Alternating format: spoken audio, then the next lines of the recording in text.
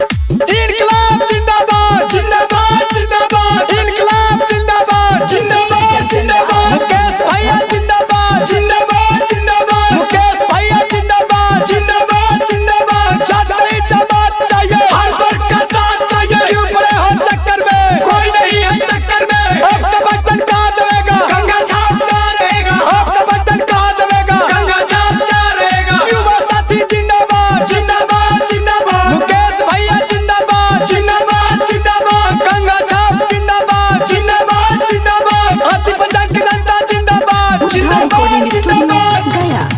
किया के मारी कौनी भैया के बलोरो गड़िया उड़त आ बहिना किया के मारी कौनी भैया के बलोरो गड़िया उड़त आ बहिना किया के मारी कौनी छपनी सनवा झंडवा भारत आ बहिना किया के मारी कौनी छपनी सनवा झंडवा भारत आ बहिना किया के मैं मुकेश भैया के बलोरो गड़िया उड़ी दया बहिना किया के मैं मुकेश भैया के बलोरो गड़िया उड़ी दया बहिना किया के मैं कंघा छपनी सनवा झंडवा फहरी दया बहिना किया के मैं कंघा छपनी सनवा झंडवा फहरी दया बहिना नोट पर ना वोट बर्बाद करिए चाची अगे नोट पर ना वोट बर्बाद करिए चाची से अब की हमार भैया के जिंदाबाद करिए चाची कि अब की हमार भैया के जिंदाबाद करिए चाची अगे माई कौनी भैया घुमा दिन गलिए गलिए ना कि अगे माई कौनी भैया घुमा दिन गलिए गलिए ना कि अगे माई की ना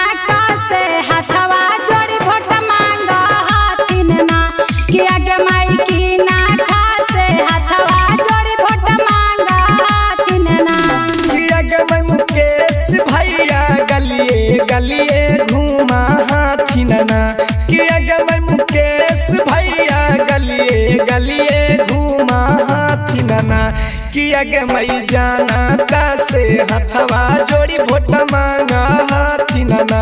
किया के मैं जानता से हथवा जोड़ी भोट मांगा हाथिन ना गलियानी घूमा थिन मुकेश भैया गलियानी घूमा थिन मुकेश भैया लेके अपन कंघा छपनी सना जी चाची उहे परदा दिहा बाटाना जी किया के माई कौनी पाना चटवा से भैया खाड़े हाथिन ना किया के माई कौनी पाना चटवा से भैया खाड़े हाथिन ना किया के माई कौनी पद के करमट उम्मीदवार हाथिन ना किया के माई कौनी पद के करमट उम्मीदवार हाथिन ना किया के मैया दीपाना चैतवा से भैया खाड़ हाथिन ना किया के मैया दीपाना चैतवा से भैया खाड़ हाथिन ना किया के मई पंचायत समिति के करमठ उम्मीदवार हाथिन ना किया के मई पंचायत समिति के करमठ उम्मीदवार हाथिन ना कंघा छपनी सनवा लेके सिराहनमा सुतिहाजी दादे लाबाटनमा सिखिहाजी ना करमंग संख्या 4 हाई कंघा छपनी सनवा से है परदा बिहाबा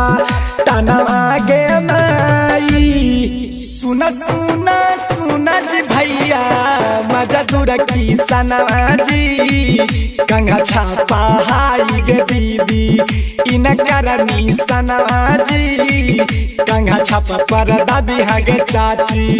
ईवीएम बाटनवा जी मुकेशा भैया के हमा सुनली बड़ी नमवा जी कर प्रचार भूला न के गाना माँ की कंघा छाप है ए चाची न करानी साना माँ की कंघा छाप पर दबिहाई भी बताना माँ की कंघा छाप।